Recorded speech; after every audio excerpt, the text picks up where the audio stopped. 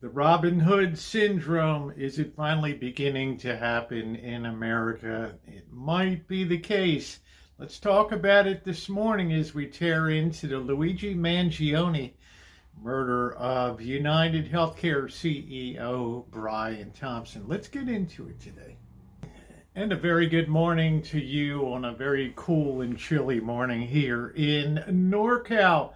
We were all shocked by the recent shooting death of United Healthcare CEO Brian Thompson. And well, although Luigi Mangione has not been found guilty in a court of law, the preponderance of evidence and the trail of writings and things that he left behind, besides the fact he had a 3D printed weapon on himself, pretty much seals the case for the prosecution, no matter what the defense may claim.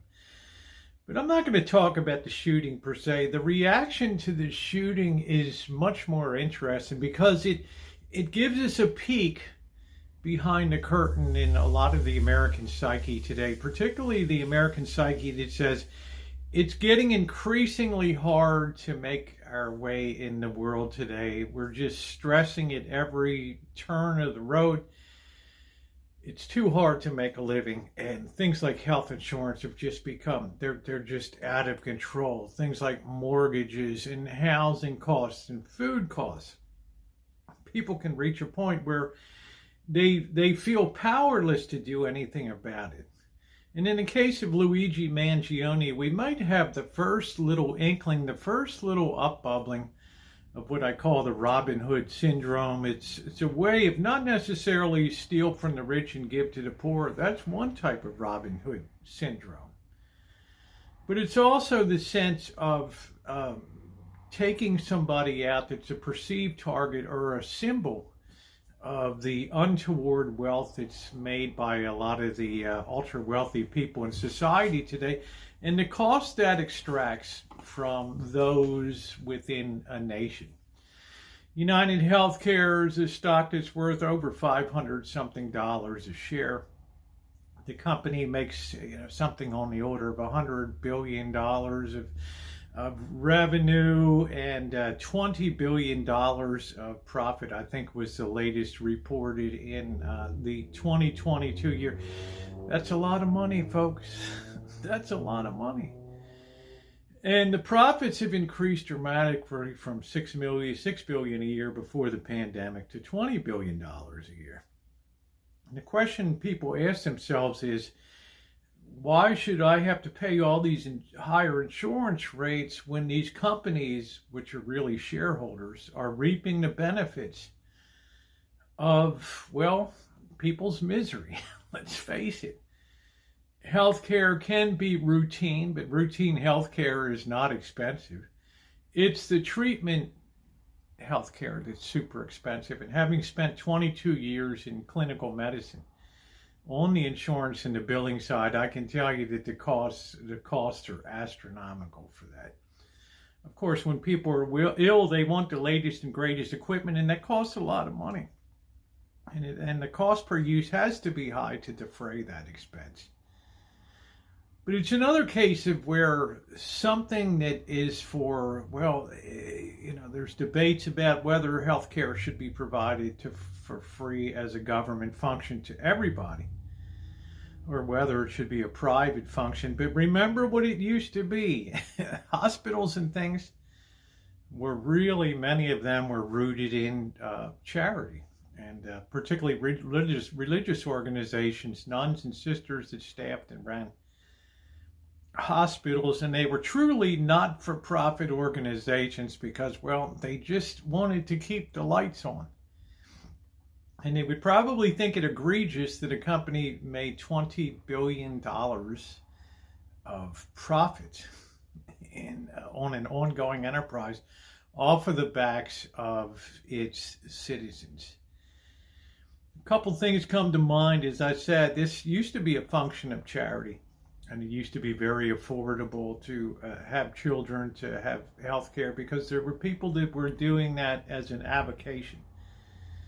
mostly for the Lord. And in other cases, the costs were very reasonable to be competitive with that.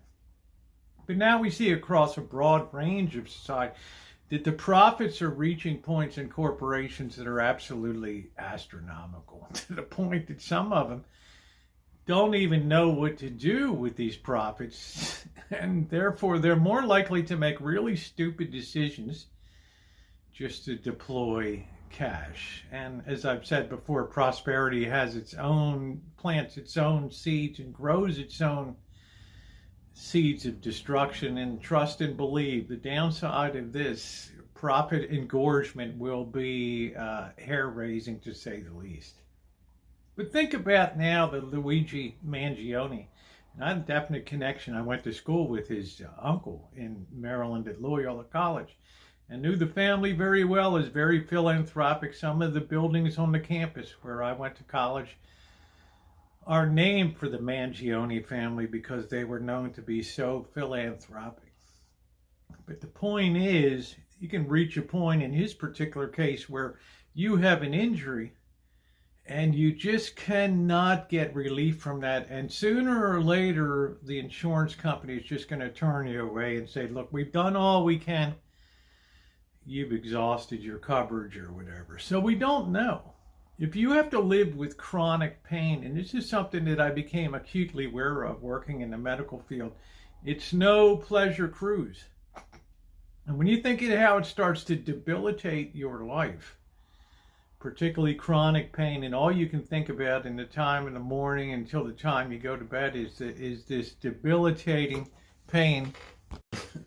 Sorry about that, a call was coming in, but all you can think about is that debilitating pain and the impact that it has on your life, and particularly when you're young, like 26 years old. You can't think about dating, you can't think of physical intimacy and things like that. It just takes a major chunk out of your life. And as this shooting shows, though, the amount of sympathy it evoked was tremendous. And almost immediately, Etsy, eBay, Amazon, they were flooded with these shirts and merchandise. Boy, aren't people quick to capitalize on misery, right? If you can make a buck off of the misery of somebody else, brother, go make it. Well, much to their credit, they've removed a lot of that merchandise. But it speaks volumes also on social media how much support Luigi Mangione received for the deed that he did or is accused of doing. And that's the really shocking part of it. That's ripping back the curtain and see what's really going on in American society. That the struggle of many people, particularly the so-called middle class, is very, very real. And to have enormous profits in the order of $20 billion. Well, you know, all of that revenue is coming out of the government and private individuals and corporate pockets, and it all takes a toll. And a 26-year-old in many ways has a right to say, why can't I be healed? Right? Why can't there be a warranty on healthcare that says, you know, we're going to keep going at this until you're better. We're not going to drug you up and things like that. But we're going to keep going until we get it better. And I would not be surprised if Luigi Mangione, to deal with this pain, became estranged from his family because, well, maybe he undertook self-medication and things like that. And became an entirely different person in his rage against the machine, so to speak. But this Robin Hood syndrome, I think, is going to be a real hallmark of the future where people start to take what they perceive justice into their own hands. And we've already seen this immediate, these corporate consultants coming out and, you know, never miss a chance to make a buck, and urging high-level executives to remove their pictures from corporate websites, and also to hire security for themselves. And I've always said over the last couple of years, the greatest growth industry in America is going to be private security. I saw it in Asia when Asia was much more third world. In places like Manila, where on every street corner and bank you had to have armed guards with machine guns, and every wealthy person had an entourage of protective security, and their home had 24-hour security details. Right? That's all good to a point. And then it all crumbles in crazy times like a revolution, a French Revolution, bloody reign of terror and things like that. I wouldn't be surprised if you see more people strike out at what they call these, what they perceive as these symbols of wealth in America. People that are living lives totally different from them. And Luigi Mangione, we may say his family's multi-millionaires, which they are. But obviously he wasn't partaking of that money. So he might as well be the guy on the street that's working to survive and get by. This Robin Hood syndrome also doesn't necessarily mean a person goes to go rob someplace and distribute it to the poor. Someone can do something, a crime like this, murder, extortion, sabotage, bombings, things of that nature, to sort of spread the word that we're madder than hell and we're not going to take it anymore. And you can see by the level of support that there's a real undercurrent in America that, well, the leadership better pay attention to. Should healthcare be a profit point in the human experience? That's one question. Well, we could say the same thing about food and shelter. Should it be? And of course, we're not dumb enough to think as capitalists that we can't incentivize. We can't incentivize people to want to engage in home building and food production and things like that. We have to make it profitable for them. But profits reach a point where they just become totally out of control. And people start taking it upon themselves to achieve, well, what they deem to be personal satisfaction. You can also imagine in the future, as society becomes more and more stratified into the super wealthy and the rest, that there will be this rush for more and more security, and the wealthy will have to be totally insulated from the rest of society. And let me tell you, when those optics hit social media and things like that, it's not apt to make people happy. It's apt to make people engage in the Robin Hood syndrome, right? There's that old saying, pardon my language, payback is a bitch. And in this case of Luigi Mangione, the chairman and CEO of United Healthcare, yeah, it was a pretty brutal payback. Hey, I welcome your comments down below. If you're not subscribed, if you're enjoying some of these philosophical takes, sociological takes, let me know in the comment section down below what you think of the profits of healthcare and how we should handle something like that. And if you immediately say, turn it should be a function of government, we understand that if government gets a hold of something, it absolutely destroys it over time.